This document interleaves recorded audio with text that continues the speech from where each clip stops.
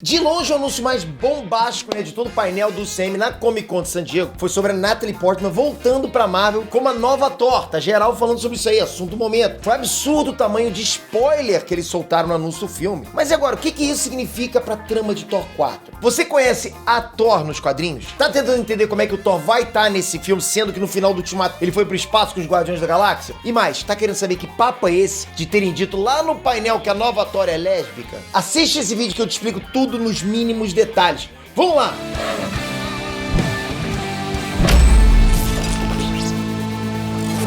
Ei, Nerdtrunks, Peter aqui. Galera, tá realmente difícil escolher com qual dos novos projetos do CM eu tô mais empolgado, mas sem dúvida, esse quarto filme do Thor tá no top 3 pelo menos. Primeiro por causa da Jane Foster. E antes que você diga, mas só aquela craque, quer botar a Thor mulher, quer botar o Capitão América negro. Pra você que pensa assim, eu espero realmente que você entenda que o CM tá entrando numa nova fase em que eles estão adaptando elementos da fase All New, All Different das histórias em quadrinhos. E dois dos principais símbolos dessa fase são o Sam Wilson como Capitão América e a Jane Foster como Thor. É uma nova fase, galera. Inclusive a série da poderosa Thor, que foi escrita pelo Jason Aaron e desenhada pelo Dalterman, foi indicada ao Eisner, o Oscar dos quadrinhos. É uma das melhores coisas da Marvel dos últimos tempos. Os fãs do mundo todo que leram Jane Foster, que acompanharam ela desde o início, amo a personagem. Então, sério, galera, antes de você falar besteira, ser hater, separa um tempinho aí e vai ler essa série. Você vai ver como é que ela é super divertida, sabe? Ela é emocionante porque a Jane Foster tá com câncer terminal. Você vai ver como é que ela é mega badass, mega poderosa, inclusive ainda mais poderosa que o Thor, que o Odinson. Isso porque ela tem uma relação especial com o Mjolnir e consegue até liberar a entidade que existe presa dentro do martelo, né? A mãe das tempestades. Uma entidade, pra você ter noção, nível Odin, que até engole galáxias, consegue abalar o universo inteiro. E a Jane saiu na porrada com Odin também, com a Fênix, pra vocês terem noção de como ela é mega blaster overpower. Peter, mas isso é inclusão. Cara, na boa, e daí? Não se liga se é ou não é inclusão, não se liga se é ou não é forçação. Se liga num fato. É bom. Porque se for ruim, aí sim, pô. Aí a gente reclama. Eu falo por mim, eu curti pra caramba todas as histórias envolvendo a Jane Foster nos quadrinhos. Ela foi super bem apresentada, super bem desenvolvida. Eu mesmo não gosto quando forçam muitas coisas, né, cara? Como, por exemplo, eu não curti o que fizeram com a Capitã Marvel nos cinemas. E não foi bom, entendeu? Quer dizer, foi forçação e não foi bom. Mas nesse caso, tudo que envolveu a Jane Foster nos quadrinhos foi show.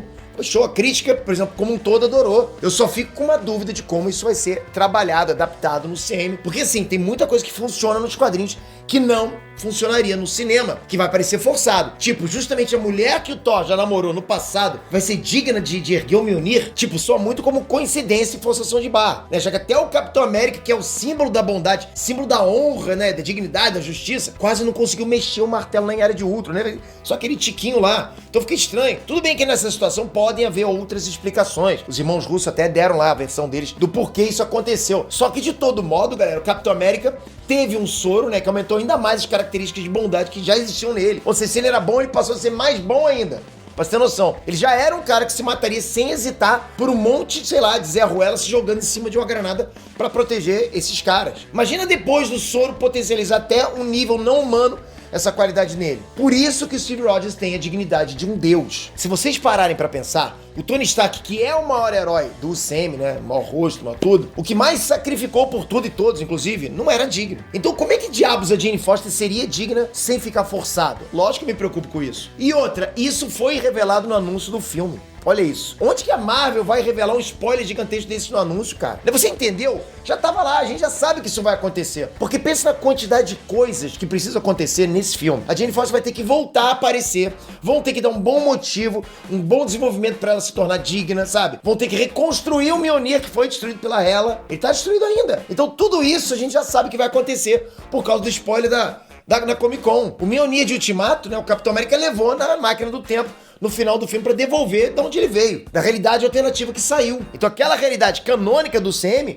não tem mais o Mjolnir. Eu acho que é muita coisa pra explicar, né? Ela acabaria, logicamente, virando a Thor no clímax do filme, igual o Capitão em Ultimato. Então pensa no tamanho desse spoiler. Por que fazer uma revelação dessa forma tão gratuita? Aí que tá, eu acho que no filme também vai ser uma parada super simples, sem desenvolvimento mesmo. Acho até que pode ser uma Jane Foster de outro universo. A Thor já viria pronta, sabe? Sem precisar explicar o motivo da dignidade, sem precisar reconstruir o Mjolnir. Nas HQs existe dimensão que a Viúva Negra é digna. Por que não uma dimensão, então, com a Jane digna dentro do CM? Totalmente plausível. Ou tem outra possibilidade, vamos lá.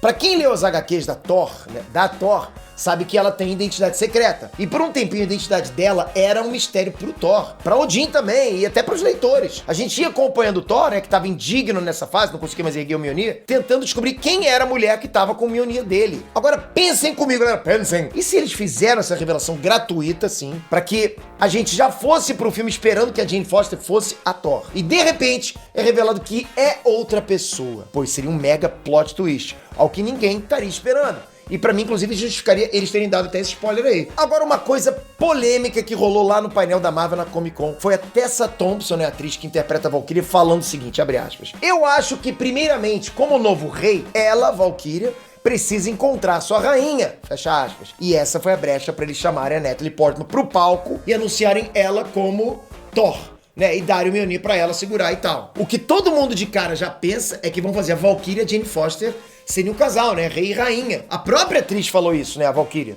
Fazia parte do script da apresentação do filme, tava lá. E prestem atenção no nome do filme, prestem atenção. Thor, Love and Thunder, Amor e Trovão. Galera, é um filme que vai ter romance, de um jeito ou de outro. A Jane, né, grande amor do Thor voltando, e agora com essa declaração da Tessa Thompson, isso aí vira o quê? Triângulo amoroso? Se bobear, viram um trisal os três ali, não é verdade? Porque rola uma química do Thor com a Valkyria também. Tu viu isso aí em Thor Ragnarok também, não viu?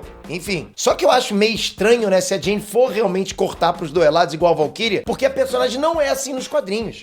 E não foi apresentada assim no UCM. A mulher não precisa ser lésbica pra ser forte. Ela pode ser forte sendo ela mesma. Vocês entendem? A não ser, de novo, que seja uma Jane Foster de outra realidade, outra linha temporal. Aí sim explica tudo isso. Ela pode vir lésbica, ela pode vir digna de levantar o Mjolnir, enfim. Pode ser também que a Tessa Thompson só estivesse usando alguma força de expressão para chamar a Jane Foster de rainha. Pode ser, né? Mas ficou estranho ela falando que a Valkyria precisa encontrar a sua rainha. Passou uma ideia de posse ali, né? Vou sua rainha. Agora, apesar de tudo, eu acho que isso aí é tipo uma força de expressão, uma brincadeira mesmo. Eu prefiro acreditar por esse lado. Agora, caso seja uma Jane Foster de outra realidade, outra dimensão, como eu tava falando, aí eu acho de boa, na boa. Vindo de outra dimensão vale tudo.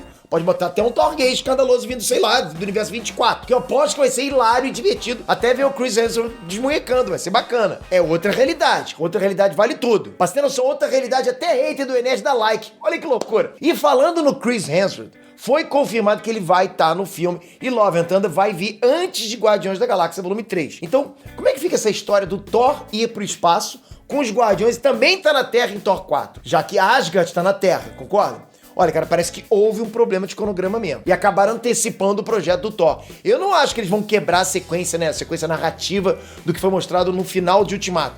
Eles não são loucos de fazerem isso. Só que eles podem resolver mostrando o Thor mudando de ideia e saindo da nave por causa de alguma coisa. Alguma ligação, sei lá, algum vilão chegando na Terra naquele mesmo momento. Vai saber. Ou podem encarar que ele foi mesmo pro espaço com os Guardiões, mas pode voltar pra Terra a qualquer momento. Vocês lembram lá que o Stormbreaker tem uma Bifrost própria, não é verdade? O Thor não precisa mais do Heimdall nem nada do tipo pra ir pra Terra. Foi assim que ele chegou em Wakanda lá em Guerra Infinita. Então ele pode estar com os Guardiões da Galáxia no meio do espaço e vapo, né? Abre a Bifrost e vai pra Terra. Midgar, né? Enfim, galera, como eu disse, esse com certeza tá nos meus top 3 de filmes com maior hype. Daqueles anúncios todos que eles fizeram lá, é um dos filmes que eu mais tô afim de ver, não pelo Thor em si, mas pelo que a trama pode desmembrar. A gente sempre sabe que esses filmes solos apresentam novos personagens, apresentam novas possibilidades. Então, o filme do Thor nada mais é também que uma brecha pra a parte cósmica da Marvel. Então, eu tô muito no hype, principalmente também com a volta da Natalie Portman, que, pô, cara, galera, é uma atriz espetacular, sabe? É um plus no elenco da Marvel incrível. Ah, Peter, mas ela já tinha ido embora. E daí, cara? Ela voltou agora, vai ser bacana pra caramba. E eu